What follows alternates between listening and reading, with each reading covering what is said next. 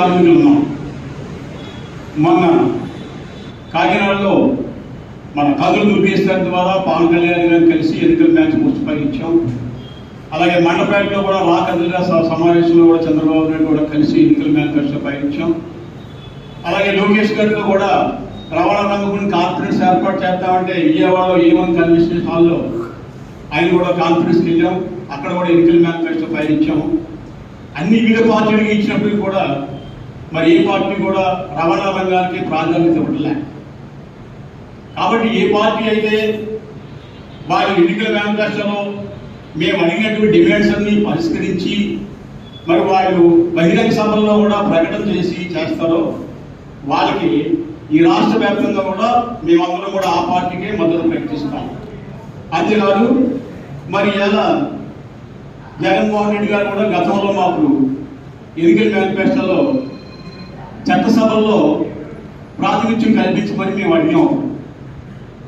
అయితే పోయిన ఎలక్షన్లో 2014లో ఆయన పాదయాత్రలో ఉన్నప్పుడు అడిగిన ఇది ఇవాళ టిప్పర్ డ్రైవర్కి వీరాంజనేయని టిప్పర్ డ్రైవర్కి మరి చట్టసభలో స్థానం కల్పించడం వల్ల జగన్మోహన్ రెడ్డి గారిని అభినందిస్తున్నాం.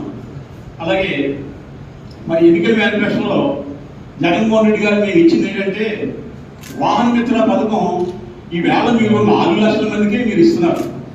అయితే సుమారు 12 లక్షల మంది ఉన్నారు. ఆటోలు అయితే ట్యాక్సీలు అయితే ఓనర్ కమ్ డ్రైవర్స్ ఇవాళ 4 లక్షల మందికే మీరు ఇస్తున్నారు. కానీ ఎడం చేతిలో చాక్లెట్ని పెట్టి మీరు కుడి చేతిలో ఉన్నటువంటి మరి లడ్డూని తీసుకున్నట్టుగా ఒక సామెత ఉంది. ఎందుకంటే కర్ణాటక, తమిళనాడు, కేరళ ఏ రాష్ట్రంలో చూసినా పర్యావరణ పరిరక్షణ కొరకు మేము సంవత్సరానికి 200 రూపాయలు గ్రీన్ ట్యాక్స్ చెల్లిస్తుంటాం. ఆ గ్రీన్ ట్యాక్స్ని ఈవేళ ఆంధ్రప్రదేశ్లో ఆటోకి 4,000, మోటార్ కాబట్టి చిన్న తరహా బండికి 4,000, వ్యాన్కి 20,000, లారీకి 20,000, మ్యాక్సీ క్యాబ్కి 6,000. ఈ రకంగా మీరు దోపిడీ చేసి రవాణా రంగాన్ని కుదేలైపోయే పరిస్థితిని కూడా తెప్పించారు.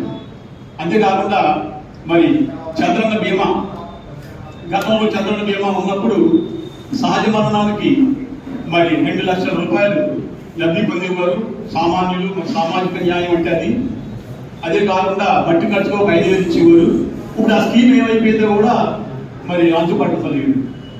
కాబట్టి ఏదైనప్పటికీ కూడా ఇప్పుడు రేషన్ కార్డు ఒక 40,000లో ఒక చిన్న కారు ఒక ఫ్యామిలీని సరదాగా ఎక్కడో తీసుకెళ్దామని చెప్పేసి కొంటే ఆ కారు గురించి ఈ రేషన్ కార్డు సంక్షేమ ఫలాలు కట్ చేయడం ఎంతవరకు సమంజసం చెప్పేసి మేము ప్రశ్నిస్తాం.